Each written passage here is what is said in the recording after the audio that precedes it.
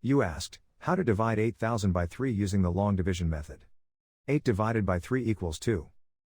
2 times 3 equals 6. 8 minus 6 equals 2. Bring down 0, making 20.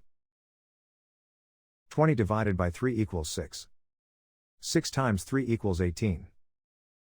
20 minus 18 equals 2. Bring down 0, making 20. 20 divided by 3 equals 6. 6 times 3 equals 18. 20 minus 18 equals 2. Bring down 0, making 20.